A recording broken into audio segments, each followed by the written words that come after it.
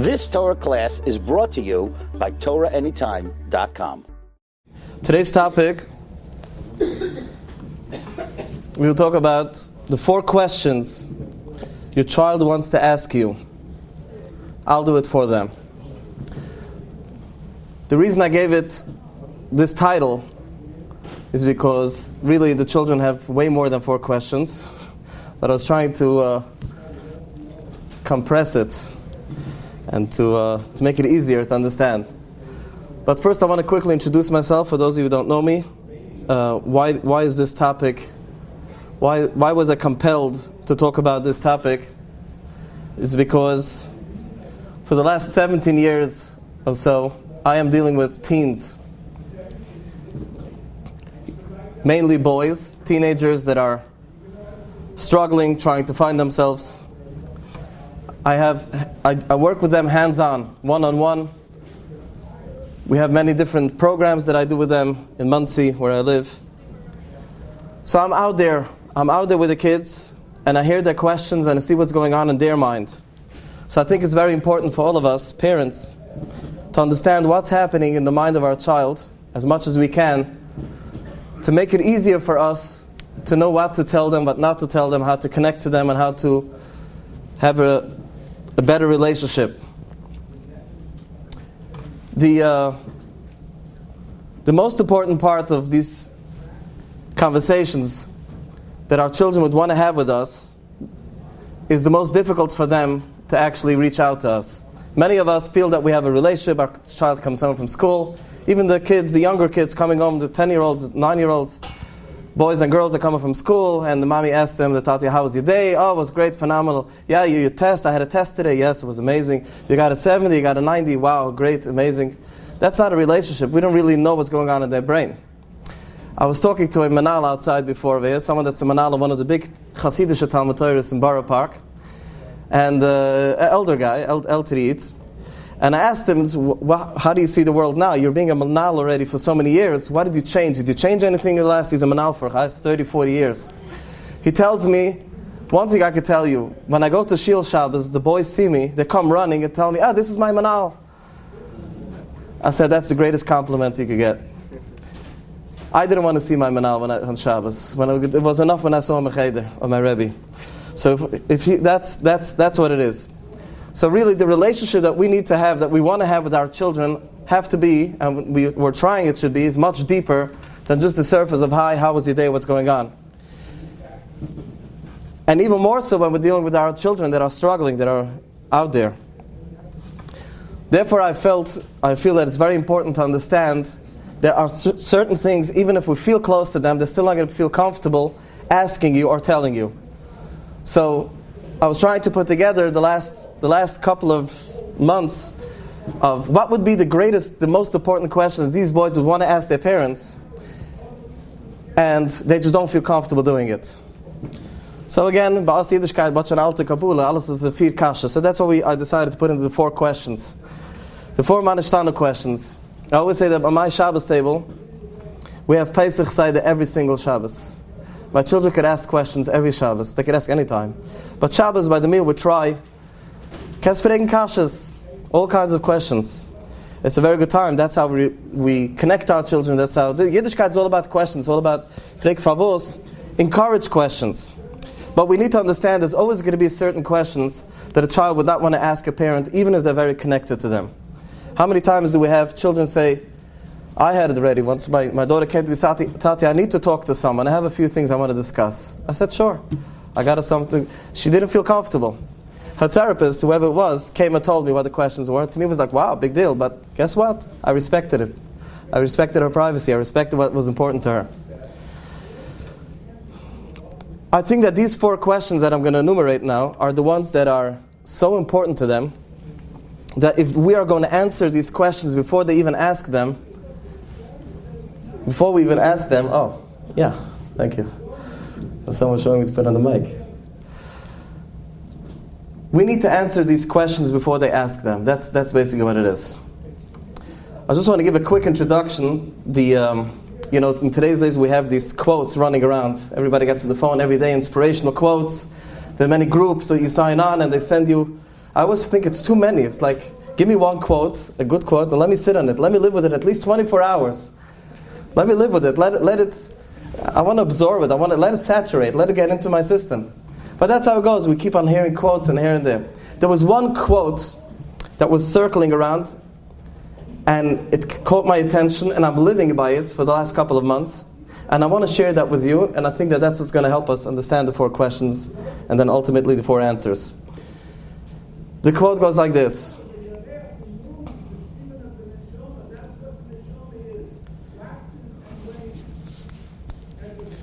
Don't judge, be curious. Simple. Don't judge, be curious. Naturally, we judge things. We judge people around us. We judge situations. If someone came in and they look at you a certain way, in our head, we make assumptions. If we make an assumption, you just judged that person's action. Your child comes home and says, there's a new takuna in our chayde, in our school. We right away judge, a new thing, not allowed to wear this color sneaker, really? From now on, let's not judge, let's ask questions. You pick up a phone, you call up the principal. I'm very curious, why did you implement a new law, a new rule in this school? Most of the time, you might agree with them. You might say, wow, thank you for doing that. But naturally, we don't do that. We grow up, we constantly judge situations, we judge people around us, not after judging in favor or judging. It's just, we make assumptions and it becomes facts. Never let assumptions become facts. Our child behaves a certain way. They do something, they change a certain dress code. The girl decides to come on with blue hair. We make an assumption and we react right away to that assumption because we judged their action in a certain way, and we usually are wrong. We say, I'm so curious to know, why did he do that? If we ask questions why, we're inviting them to tell us, or they'll listen to us, so we'll be able to rationalize with them, or at least we'll change our mind and say, you know what, okay, I get it. I see where she's living in, where he's living in the life, and they need to be given the opportunity to talk. So the point is that if we constantly ask questions of people around us, our children, anybody, we are going to stop judging. And we stop judging, they'll ask us even more, our relationship will get deeper and deeper. Children, question number 1 that what I compiled, what I think that most kids would want to ask us, but they don't feel comfortable, is why do you think you need to understand me? From our perspective, we think we need to understand our child. We need to understand their journey. We need to understand where they're heading to. What do you do? We need to understand them. Guess what? They're made up from different things of you. Maybe they have your genes in certain parts. They had a different life, a whole new world that they grew up in, a very different chayde, different friends, different neighbors, different natures. They have a very different life. And sometimes they tell us, stop trying to figure out my life. What do they want? Figure out how you can help me go through my life. They want us to help them with their life. Not that we should try to understand what is it that they are struggling with. Why are they doing it? We don't need to understand them. And ultimately, most of these kids tell me, my Tate gaat mich keinmal nicht verstehen. My parents are never going to understand me. So we need to get past that. So what's the answer for that question? And we have to initiate to say, my dearest child, I'm not trying to understand your journey. I'm trying to understand how can I help you go through your journey. And be curious. Ask questions. So, do you want me to answer you this time? When you come home and you slam the doors, or when you say you're coming up 10 o'clock, and you walk into the house 1 o'clock and I can't sleep, I'm waiting for you, I don't know where you are. You ask them a question, do you understand? We need to understand something very clear over here. Our children are not ready to invest any time to make us feel comfortable.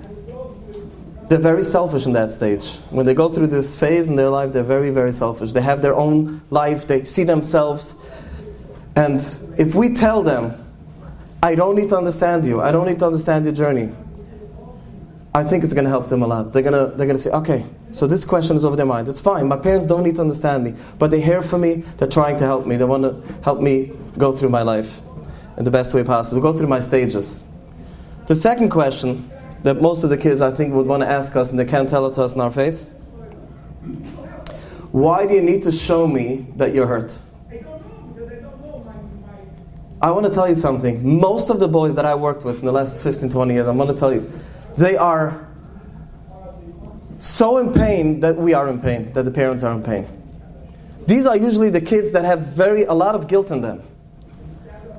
I know their vocabulary, the way they talk, they say, no, I don't care, I'm with them, all these kind of sprach that they say, but it's not true. They're the ones that care the most. They care so much. That's why they fell out of the system. That's why they were hurt when someone told them something wrong. That's why they have so much trauma in them from different events that they went through in their life. Because they do care. They do feel guilty. We don't need to tell it to them. And if we tell it to them, or if we even hint it to them, you're making me so much tzad. I can't take the pain you're giving us. You know that Tati and Mami are in so much pain, what you just did. You're going to put on this, you're going to put on an earring, you're going to put on a tattoo, you know how much pain we're going to be in? Do we really think this is going to change them? Or it's us needing to vent?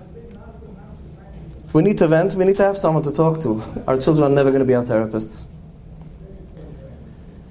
They know that you are hurt. Absolutely, good news. They know you're hurt. They know every single thing they do when it hurts you and how much it hurts you. But it hurts them so much that they're hurting you.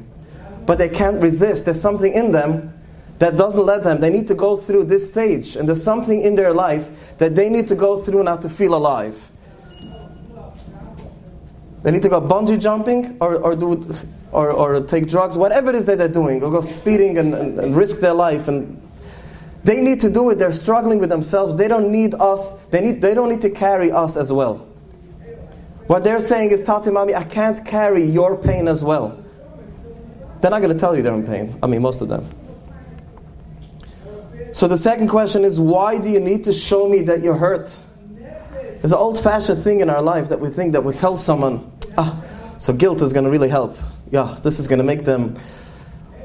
It's not going to help. It creates a mesach hamavdil. It creates a mechitza between us and them. So what do? We tell them, if they asked us, Tati, you hurt about something? If it does come out in conversation, you say, yes, it is. Yes. None of your business. Okay, I had you. I'm ready to carry whatever it takes. It's not about me. It's about you. I'm here for you. I'm here to help you go through your journey. It's not about me. It's not about my hurt. And if this comes into conversation as a by the way, that you don't have to worry about my pain for your journey, you know how much easier it is for them, how much quicker they're going to go through their journey? They have so much pain and so much guilt that we are suffering because of them. Number 3, the third question, the dritte kashe is, what's the third question? Why are you comparing me to others? I know what ran through most of your mind when I said it. I never compare my kids to others. I understand that every child needs to be their own shayvit. There's something much deeper in this question. I find that most of the boys that I worked with throughout the years, they always felt that they need to be compared to someone else, to the older brother, the older sister, the better sister, the neighbor's child. In shul, that guy's kids is much better than you. And many times the kids make it up in their own mind. They think that their parents are comparing them to others. But even that, if we could help them and say, you are you, and say it again and again, every time you have a conversation with them, just make sure, I don't need to compare you to anybody. Before they ask you this question, just say it. This should be part of your vernacular, the part of the way you talk to them. You say, I never in my life cared about other people, how they are. I never compared you. I'm not trying to compare you. You are you. And every year there's a us in the Sefer Torah, and you don't need all the oisies in the whole Sefer Torah to look the same. We all know, right? Every us in the Torah has another neshama. We are a one big Sefer Torah because everybody is different. And we need to tell it to them again and again. The teenagers, you need to tell them, and forget, we tell them again. I told them already, tell them again. Anashmoida. We all know the famous word, Alav Avecho. Put on top of your heart, not Bil Vavechu. We say, V'havta Hashem Elokecha Alavavchu. Al levavecha, you should put it on your heart. You should put it on your heart. What do you put it on your heart? You should put it in your heart. It should say bilvavechu. But one of the tzaddikim said, you put it on the heart. When the heart is closed, you put it on top of the heart. Again, another vart, another gittin vart. One day, the day that we're all waiting for, the heart is going to open, and everything we put in is going to fall in. All the quotes are going to register. Everything's going to register. Metz Hashem. Hopefully very soon by all of us. But what are we trying to do? We are trying to accumulate a system in the house, in the relationship between the parents and the children, where the children don't feel that my parents are my enemy. My parents are not the ones that are trying to get me to like others. My parents understand me. I don't need to carry my parents' hurt. I don't need to be compared to anybody else. My parents don't even try to understand me. All they're trying to do is help me help myself. I think when we understand this message, these three questions, I think what's going to be, we're going to come into a place where the relationship is going to speed up much faster and much deeper. They're going to feel much easier to tell us things that bother them. There's so many things bothering them. These are the three things that mamash bother them. What's the fourth question? I need to give a tiny introduction before I'm saying the fourth question. Yeah? If a child is at a stage where he's sort of chosen the way of his life and he feels comfortable with it, right? So he doesn't really want to be questioned too much. Right. And he doesn't want to be bothered or really get the conversation. He just wants to be accepted the way how he is at this moment of time. Exactly. This is exactly what I'm saying. Yes. He wants to be. Yeah. So is there any need to bring it up as a conversation or a topic of conversation to go into, in other words, to kind of, like we as parents were taught over here in this whole conference basically that right. acting out their pain and their way of life is a way of saying there's something behind it, right? Right. It's just a result. They're calling out because acting out of pain. Right. Now, for instance, if you were to challenge your kid and you say, you realize that we're in pain, and he may very well look at you and say, what right have you got to be in pain? You decide to be like your father and his father the past 10, 15 generations. Right. Choose my own identity. And what right do you have to be in pain, per se, if I've chosen? I'm not talking about when they're doing harm, in right. physical sense, doing drugs and really getting some. Assuming that he's okay, he's settling, he's working, he's earning, and he's just living his own life, not being a Shem Mitzvah anymore. Right. So I chose that way. Exactly. You see, it's hard. We could really talk after the Shia, but I'm trying to flow because it's recorded also. Is it necessary? Okay, my question yeah. is very pointed. Is it necessary, or is it kedai, if you want to communicate, that you raise this as an issue where you want to try to sort of say, let's get beyond the surface, let's scratch up, get... No, you have to wait. You have to wait for it. Don't try to. That's my suggestion. No, don't. Let it flow. Let them go through their stage, and it's going to happen. What we need to do is give them tools and show them we're here for them. And we're not here to. We're not judging them, and we're not trying to compare to others, and we're not trying to understand their journey. What we're trying to tell them, essentially what we're doing, what we should do, is give them the understanding that we are here to help them with their journey, even if we don't understand it. We don't need to understand. We don't need to get into their brain. It's okay. That's what I'm saying. I just want to say that when Moshe Rabbeinu, when he was inaugurated, quickly. Sorry, I just find that after a while they're sick and tired of talking about it. What is it? Talk about it anymore. Just an answer to him. I find that they're sick and tired of talking about it. They don't want to talk about it. Exactly. They didn't even want to talk about it. So when Moshe Rabbeinu was the first time when he met up, when his first Nevi'im, when he spoke to the Eibishter, we all know was the Sneh. One of the most interesting parts when Moshe Rabbeinu was called when the Eibishter Geretz to Moshe Rabbeinu was telling him, I want you to become the leader of Klal Yisrael, to go help me take the Yidden out of Mitzrayim. We know the Sneh, the Eibishter was Sneh, and then Hashem told him, Shal ne'olechu me'al raglechu, take off your shoes. There's many different reasons. Why did Hashem take him to take off your shoes? Fine, Atmas Kodesh, it's a holy place, you take off your shoes, I get it. But what's the message? Why was it written in the Torah in such a way that we need to understand what's happening here? Moshe Rabbeinu was raised in Bais Paroi, Malchus. Then he married Kohen Midian's daughter. And Hashem told him, if you want to go out and help your brothers, you need to feel the pebbles on the floor. Take off your shoe. Step number 1. You walk in the street without shoes. Feel it. Get into the blotter.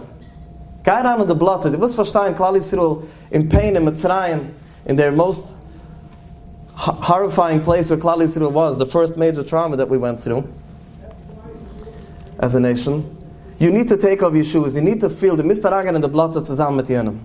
This is the only way you could really understand and start to become a leader for Klal Yisrael. How much Blatta are we going in when we deal with our children? They bring into our house so many Blatta that we did not want to see in our house. We didn't want to deal with this. We wanted to create a house where there's mamish. You don't even feel the pebbles on the floor. You want to have the most comfortable shoes. So what is it? Hashem says, I sent you a neshama, and I want you to deal with it. Take off your shoes. Go a bisla around the blotter together with them. Go into the mud. Feel the pebbles. That's the only way you'll be able to help them. That's the only way you'll be able to connect to them. Yes, you want to ask something? Yeah, just the first thing you said was that. Why do you need to understand me? Why do you need to understand them? So Correct. I've had this reaction many times from my daughter that, like, when I ask such a question, like, what's going on, how can I help you, whatever, she gives me the silent treatment for a few weeks. Right. Okay, that's very common. That's good. That means she loves you. She needs you. But really what she's at... It doesn't seem to really be what she wants to hear. Again, we're not trying... Maybe at that time she felt like you're trying to invade her privacy. You're trying to get there. But you're saying, you go through you are you. You're going through your journey. I don't need to understand your journey. But if there's anything I could do to help you, I'm here for you. That's it. I don't think she'll reject that. That's something that they're going to take from us. You see, I want to say something, a gedank. We say every single day by davening, we say, Barichat Hashem Elokeinu Melech Ha'olam, the king of the world. Imagine if there was never such a thing as a king on planet Earth. If there were democracy from Uda Merish until today. There would never be a king. There would never be such a concept where there is a person that's in power. Usually most of kings were narcissists. That are trying to dictate and create power and wealth and everything that they wanted. And the whole oilam was in their hands, and they had all the abilities to give us and to take away from us. If there wouldn't be such a concept as a Koenig, as a Melech, would we ever say, Elokeinu Melech Olam? We would never use that phrase because it wouldn't exist. What happens to so many kids today? They never heard such thing as Melech, as a Koenig. How could they relate to that? Uvini Malkaini. And what happens to a child, theoretically speaking, would be raised in a little town where there's only single mothers, raising their kids alone. And these kids would never be able to say Uvini or Malkaini. They don't know what a father is. They never saw a father. They go to Chayder, and the Rebbe says over there, the Eibish says, "Tate, was hat Rachmunas of dich?" What's that, Tate? Hat Rachmunas? Who? Was there anybody out there for me? A father, a mama kid. Besides Tate. Would a child like that ever be able to say Burich Ato Hashem Uvini Malkaini? Father, Tate, Melech? Where does that come in? So what happens if someone does know of such a thing as a Melech, but doesn't have enough information on a Melech? Fine, we do know this. In our history, there's enough. This Haman and the Achashverosh, we know what a Melech is. But what is a father? Essentially, father, mother. If a child had a father that betrayed him 100 times in his life, you think he could relate to Hashem Avini Malkaini? His essence, his whole being, does not know what the word Tata meant. That a father and a mother would go on fire for their kids, without judging, selflessly giving for the child. A healthy mother, a healthy father gives to the child. We give them for the second they're born. The mothers give before they're born. Even before they're born. What are we doing? We're giving them and giving them. So now we could relate. Our father, mama. So what would be, imagine if a human would be born on a tree. Like a frucht, like a paida. It would be such a thing that on the trees we are all 9 months hanging on a tree, and then you come up and say, okay, I'm a human. This tree gave me all my nurturing. It gave leaves, it watched me from the sun. It brought up from the earth the water and nutrients. It gave me everything I need. You come off that tree and you look around and you say, this tree, there's many other trees. So someone created the whole world and you want to connect to that someone. So how would your bracha look like? Barichatu Eitz Shalo Eitzim, the tree of all trees. Wouldn't we talk to Hashem that way? The Eivish is the boim von alle Baimer. That's what we would say. But because whatever a tree was to me, that's what Hashem is to me. And this is not only the father and the mother. This is the Rebbe and Chayder. This is our Menahalim. As many different psychologists used to say, that our first God is our father, our mother is our first God. The Eishta Eibishter. And if that wasn't perfect, the person has a big issue of being a Oved Hashem for the rest of their life. They're missing the understanding that you need to surrender to someone that cares for you. That when your father and your mother, when we tell our child, our 6-year-old, 7-year-old, we tell them, we're going out to the doctor. If the child knows that the father and the mother are here for me forever, the child trusts, they surrender. The mother said it's the best thing, go take a shot, okay? They take a shot. It's hard for them, and they see how the mother cries, but the mother says you still need to take the shot. You still need to go to the doctor. Why? We surrender to someone that cares for us, that someone that takes care of us forever. We need to surrender to Hashem. If we don't have a healthy surrender to our father, mother, our malamed, our teacher, our principal, or many other people in our community that mean to us so much, or if one of them betrayed us, or if one of them violated us, if one of them promised us something and they're not going to do it.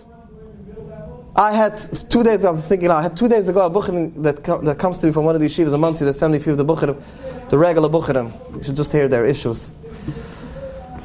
He tells me, the Manal hat sie gesagt that by the end of the week, if we learn this amount, is going to take us to a trip. This is the 3rd time and he didn't follow through. I called up the Manal. And I gave it to him over his head. It's gerade ganz a normale Mensch. I thought so, because he's the one that's sending me. He understands that a bucher sometimes needs to talk to someone outside the yeshiva. You had to hear his response. He's lucky I wasn't near him. Mamash geherig. I said, this kid is going to have an issue connected to Hashem also. It's not conscious, it's subconscious. If someone was raised in a lifestyle where they don't know such a concept that you could totally surrender to your caretaker, which could be your tree, kidding, could be the Eibishter, your parents, your father, your mother, your malamed, whoever is out there for you, you have an issue connected to Hashem. So sooner or later, somehow our children have an issue relating to Hashem. So what's our job? Is to give them such selfless love, and again and again and again. People are asking me the whole time, throughout this whole Shabbos and every Shabbos that we're here. Wie lang noch? I'm giving for my child for 5 years already, and he's still in the basement, still doesn't want to come out, doesn't see the world. My child is still doing. I'll tell you when their subconscious is going to heal, when the subconscious is going to know that there is such a thing, that someone could be 100% selfless, and someone is here for me, even if I'm embarrassing that someone, my own parents, and they're still here for me. That's the moment. We're waiting for that moment where it gives a click in their brain. In Shabbos Mezbish, I don't know how many of you were there, but I said a story that right before I was Bashert, I spoke to the Manal of my son's yeshiva, and he told me a story. He said, I want to tell you a story, and I repeated the Shabbos Mezbish. I want to say it here, it's quick. He said like this, he said he has an uncle that's a Magischir in a yeshiva. For many years, his uncle's already El Triid, and he said that there was a boy, a buchadel that was mamish impossible, 20, 25 years ago, and the Manal threw out that buchadel. That buchadel left yeshiva, cut off his pious, threw off the couple, the end of it. This Manal tells me that his uncle was so hurt for that bucher, he called him up on Friday, and he wanted to tell him, ich bedu for dich, come to me, the bucher, so ignored this phone call. He called him again the next Friday, ignored this phone call. His uncle called him 20 years. Every single Friday he called, he ignored this phone call. 20 years later, I don't know the exact number, it could be 18 or 22, but a long time. This Bucher changed this. He was already, a man that was already, he changed his life and he came back to Hashem. Mamash like a switch. He said, if that could be a mensch, should be so selfless, 20 years. This guy has children and he's still calling me. I know why he's calling. It clicked. Unfortunately, it took 20 years. There was once a Lubavitcher shliach, a few bucherim that work in a nursing home. And in that nursing home, they were always trying to put together minyan. They had like 8, 9 frima yidden over there, and they always take. So there was one fry yid, whenever they asked him, Eshus to come into minyan, he used to get angry and scream at them and yell at them, don't ask me again. One day, this Lubavitcher bucher that's rolling him back in his wheelchair to his room, and he asked him, you don't want to come to daven anymore, we're not going to ask you, but why are you so angry? He says, let me tell you something.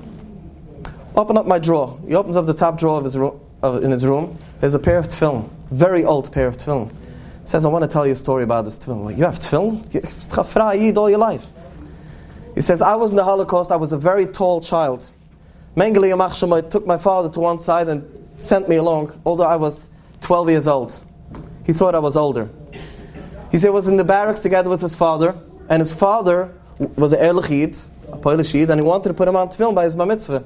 He found out that the next building, the next barrack, whatever it's called, there's a Yid over there that was just nifta, and he had film hidden.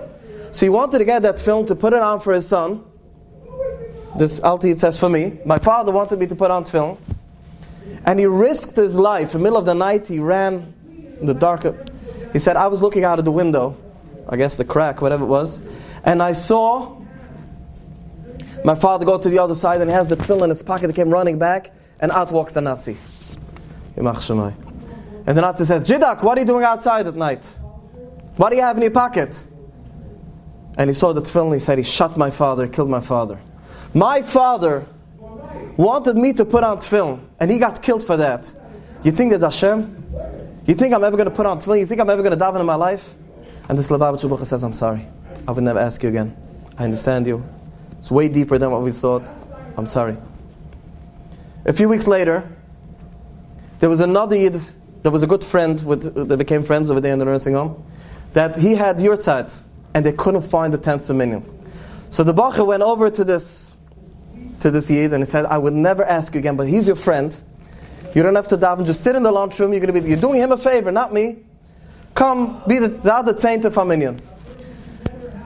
He said, I'll go. But you're never asking me again. I'll go. He wheels him towards the lunchroom where the davening. He says, wheel me back to my room. Let's take my tefillin. I'm going to put on tefillin. But this is the last time in my life. I'm going already. I'll do it. He put him on tefillin for the first time in his life. Puts him on his tefillin. This Yid was sitting there and he was crying like never before. Everybody left already and he's crying, mamash. And then he told this Lubavitcher bucher to help him take off his tefillin. So this bucher asked him, what happened? This is something that we could take home. He says, I want to tell you something. I was so stuck with the fact that my father got killed. I was so angry at Hashem. I never took a moment to think how my father loved me so much for something that he believed in. He wanted to do it for me. He was ready to risk his life. Now I connected to my father the first time. I was able to connect to the second part of the story. For the next few weeks, he put on tefillin every single day, and he was nifta right after that. And his children came to the Chaver and they said that this was the happiest time in my father's life. He died the Ehrlich Yid, he died the Bat Shiva. Again, he was Bat Shiva all his life. A Yid like this we don't judge. This is something that we want to get to a place that sometimes our children are so stuck on something, we don't know what it is. So we give them this unconditional, we go again and again and again and again and again and again. There is no time limit, there's no expiration date, we don't know how long it's going to take. And guess what? It's not even our business. We need to do our part. It's a famous word, it's said in many different names, but I know it comes from the Baal Shem Tov. You got to do, you don't have to accomplish. You have to do yours. We are doing our part. And having said that, the Baal Shem Tov said another moedik about it. It says in Tehillim, Hashem tzilcha, Hashem is your shadow. Whatever you do, your shadow does. So Baal Shem Tov says, whatever you do for something else, for someone else, is Shemaim, that's what you don't judge anybody, Hashem doesn't judge you. We are doing for our children, even if they're spiting us, and doing again and again and again. Whatever they do, all of us have different stories, but and what do we do? Unconditional love, patience, and give. You don't give in order to get results. The results will come, it's going to happen, whatever it is. It's just easier to do it if you don't, not waiting for results. Do it because this is the right thing for a tati mami to do for their child. I'm not saying it's easy. I'm speaking now, but I'm in the same matzav. I also have a child that I'm dealing with. I'm not some coming to lecture people. I live it. And I deal with so many children like this and parents that deal with such children. I know how hard it is. I know what it's doing. I know that it's destroying. We wanted a total different Shabbos table. We wanted a different house. We didn't want to bring in the blotter. But guess what? Hashem says, take off your shoes. You want to be a leader? You want to deal with your kids? Hashem gave you this neshama. Take off your shoes, walk on the pebbles, feel it. That's the moment that we become our own Moshe Rabbeinu. The salvation, the Eibshe Elf is a kima v'shneller. But this is not the goal. The goal is to be there for them and to put in all the koiches we could, and we don't need to wait for results. It's just going to make our journey easier, and it's probably going to bring it faster, because we're naturally going to say different words. We're naturally going to react to them different if we're not waiting for results. If we want them to change already, they feel it. These children, usually, they feel vibes from across the room. These children are so in tune. And this is the reason why they fell over the first place. Because they know if their Rebbe, if their teacher, their Tata, if someone around them was a little bit of a hypocrite, wasn't sincere, wasn't honest. They smelled it from the other side. They couldn't be makabel from a Magachir. One of the Bucherim once told me, the Magachir gave us a whole drusha, Chassidish yeshiva. A Bucher tut sharang in a restaurant, bekauft sich. So a Bucher said, I can't take the yeshiva, the food. So next door there was we got the Sharan, a Chassidish Bucher walked around. The next day he sees the Magachir in that restaurant. What exactly did that do? There was once a study in Etzisrul in Bar Ilan University. They have a section where they train people, they get people to stop smoking. And they give them all the facts. They have like big screens, how lungs look like. It's like an 8-week process, whatever it is. 99%, I don't know the exact number of people that go through that class never smoke again. So they wanted to do a little study. They took the teacher should smoke while he's doing it. And I smoke, I'm telling you facts. He was telling them the whole facts, and he was showing them the zelbe zach that hundreds of people have quit smoking. He smoked, there was mamish, I don't know the numbers, but it was a tiny percent of the class actually stopped smoking. Why is that? Is it facts? After all the facts, if the teacher that's teaching it to me is nicht echt, doesn't really mean it, it's not going to go. It's not logical. It doesn't make sense. Because if it's logic. So my teacher's an idiot. But he's smoking, he's ruining his lungs, he wants to die early, fine, and all the facts that he was told. No, it's not going to go. Even for adults, when I talk about little kids. Kolchkin, even more so. Little children, teenagers. The echtkeit, the emeskeit is the greatest thing. I remember the times when I grew up, Mamash have to finish, they showed me I have to finish. When I grew up, 100 years ago, okay. It was definitely a different world. There was this whole idea of respect of parents to children. The whole idea was we weren't allowed to know my mother's name or their age, Chaz Shulam, or you remember those? It was because they felt the only way they could help you and connect to you is if you, to raise you if you have respect. And the only way you can respect someone if you're not close enough to them. It's nicht anymore. Our children today, all the neshamas from today's generation, they want the real truth, the emes, b'shim levishim, nothing. They want to know exactly.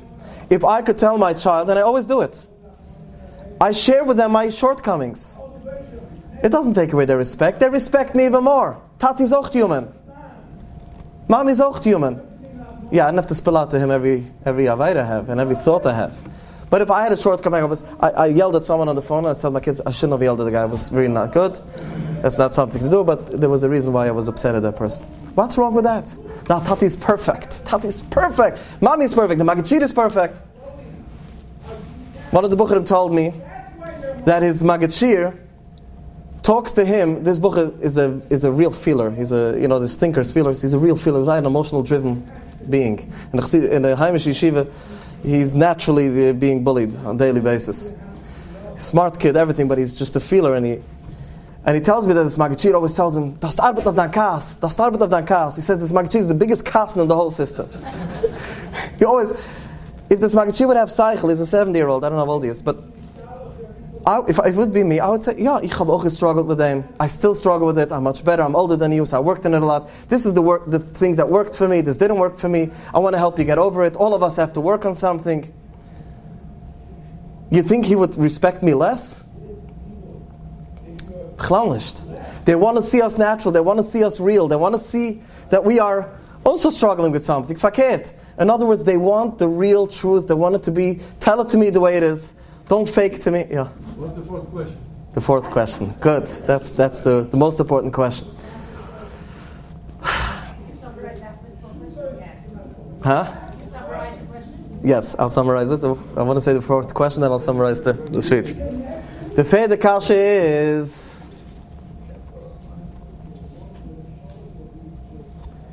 would you ever forgive me? Can you forgive me now while I'm still hurting you? Can I have an open check that every single time until I finish my journey, I'm going to be hurting you so many times. Can you forgive me now?